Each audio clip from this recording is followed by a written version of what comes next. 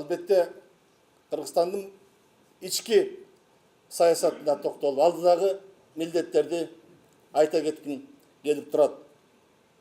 10 жылдан кийин бизде салыштырмалуу туруктуулук пайда болду. Эл арасындагы ынтымакты орното баштадык. Бирок кыла турган ишибиз мындан да көп. Муну биз ачык айтышыбыз керек. Эң негизги биздин милдетибиз бул элдин турмушун оңоо, жакшы иштердин башы болуп, булагы болуп берүү. Албетте коопсуз мамлекетти куруу. Ал үчүн мен төбөкүдөй шарттар керек деп эсептейм. Биринчиден, бул элибиздин ынтымагы жана мамлекеттин туруктуулугу. Биз алакандай эле кыргыз элибиз. Ынтымак бар жерде Улуу Арыстанбек айткан, ынтымагың болсо элиңдин кут конордун белгиси деп. Ынтымак болсо биз баарын жеңебиз. Ыры салды ынтымак деп элибиз эзелтен бери бекерден айтып келген эмес. Мен ушул жерден туруп дагы айткым келет. Ушул биз Акаевчил, Бакиевчил, мына бүгүн Отунбаевчил, эртең Атамбаевчил деп бөлүшкөндү токтотушубуз керек. Түндүк, түштүк дегенди токтотушубуз керек. Бизге эң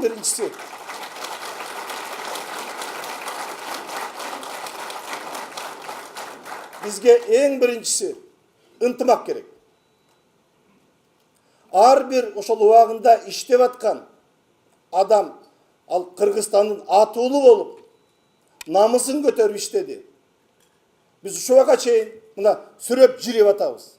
Мен ойлойм, муну биз токтотсок, элибизде ынтымак болсо, биздин келечегибиз кең болот. Экинчи, бул мамлекеттеги тартип жана мыйзамдуулук. Мына мен премьер-министр болуп жүргөндө, бардык жерге барганда, ошол эл менен жолукканда айтып атты. Ай балам деп, улуулар болсо, кичилер болсо агай деп. Бизге эң негизгиси тартип керек деп.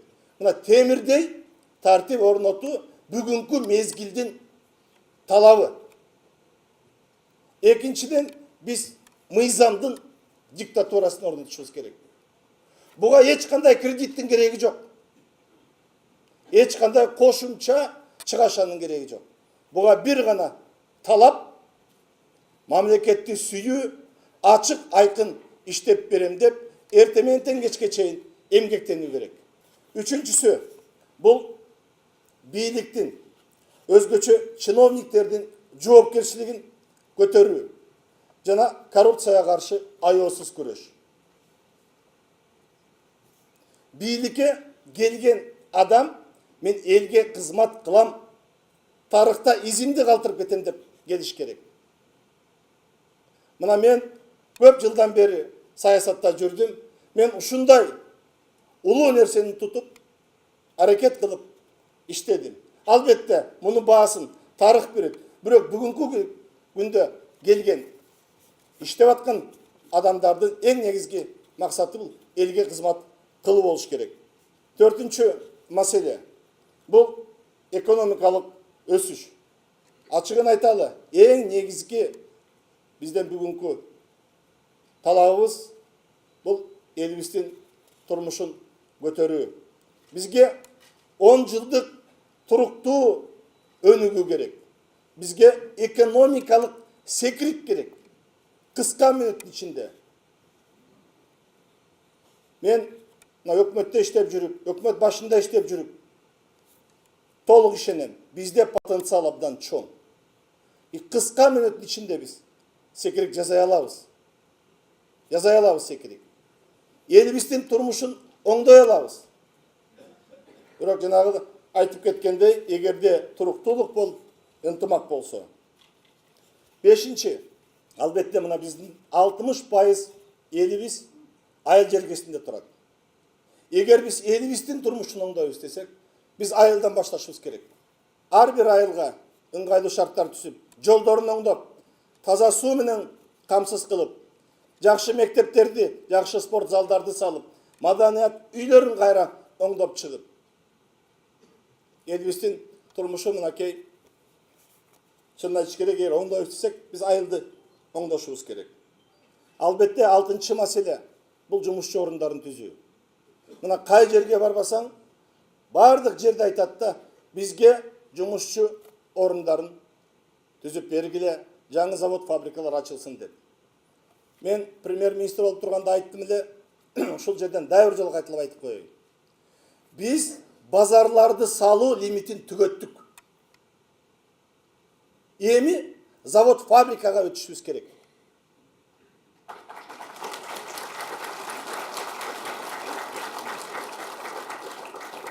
Ишкерлерге ыңгайлуу шарт түзүп берип, келген инвесторду биз баалуу конок катары тосуп алышыбыз керек. Жерибей аларды куубай. Мына ошондо гана жаңы жумушчу орундары ачылып, фабрикалар, заводдор курулуп, салыктар төлөнүп, бюджетибиз байып, элибиз байып. 7-чи маселе бул турак жай маселеси. Мынакей бизде элибиз өсүп атат. Жаштар үйлөнүп атат. Бала чакалы болуп атат. Алар дагы бакубат турмушту кургусу келет. Өкмөттө иштеп турганда, өкмөттү башкарып турганда турак жай, жеткиликтүү турак жай программасын кабыл алдык эле. Ошонун негизинде мамлекеттик ипотекалык компания түзүлгөн. Ал иштеп жатат. Бирок мен бүгүн сунуштайт элем. Бизге менин үйүм деген андан аркы кийинки кадам керек. Ар бир жаш үй бүлө кыска мүнөттүн ичинде өзүнүн үйү менен, өзүнүн бурчу менен камсыз болгонго мамлекет шарт түзүп бериш керек.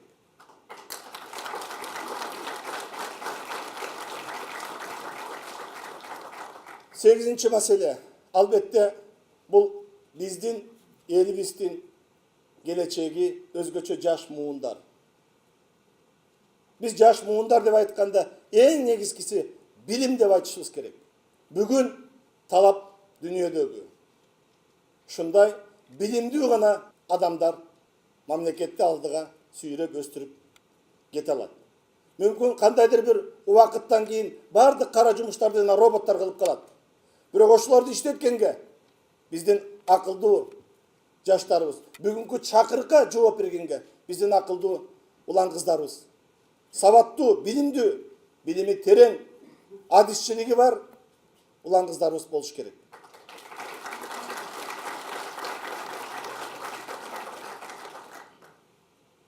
Өкмөттө иштеп турганда биз акылдуу мектеп дегенди сунуштап киргизгенбиз. Бул эмне деген нерсе? Биринчиден, акылдуу мугалим, экинчиден, акылдуу китеп, үчүнчүдөн, акылдуу окуучу. Мына үчөө биригип келип, акылдуу мектеп дегенди түзөт.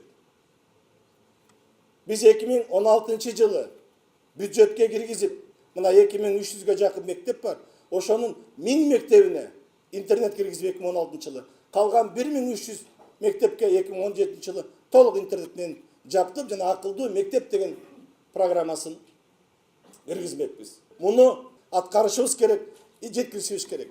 Анткени бүгүнкү замандын талабы мына ушундай. 9-чу маселе. Албетте бул социалдык маселелер.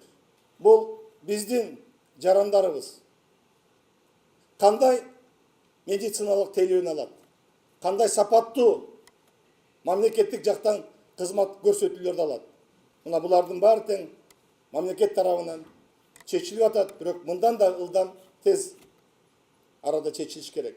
Убагында ошол өкмөттө иштеп турганда мен муну да демилге кылып көтөрүп тапшырмаларды бердик эле, мен ойлойм, муну улантышыбыз керек. Эң биринчи, адамдын дени сак болуш үчүн мына мектептен, балдардан башталат. Бир статистиканы айта кетейин. Биздин мектепти бүткөн балдарыбыз 20% хронический дарттар менен аяктап атат. Мектепти жаңы бүтүп атат, ошо 20% оорулуу. Муну биз кантип жоебуз? Албетте сапаттуу медицина, бирок ошол эле убакта мына мектепке чейинки жана мектепте окуп аткан балдарды бир жылда 2 жолу баягы убагында Советтер Союзунда ушундай эле медосмотрдан мамлекеттин эсебинен өткөзүп туруш керек.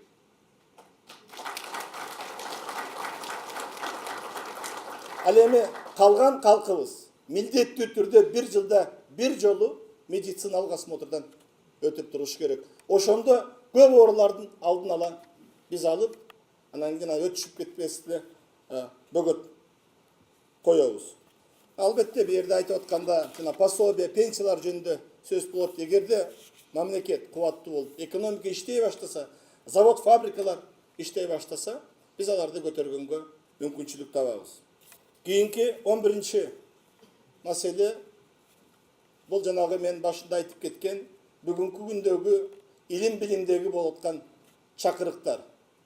Бул IT индустриясы, жанагы бүгүнкү күнгө шартка ылайык болгон, талап болуп аткан медициналык туризм, кышкы туризм, финансылык кызмат көрсөтүү, жогорку билим берүү тармагын жандандырышка шарт түзүлөт. Ушулардын бардыгы тең мамлекетке, Кыргызстанга кошумча киреш алып келип, ыңгайлуу шарт түзүп бере алат. Албетте бул мамлекеттин кубаттуулугун көтөрөт.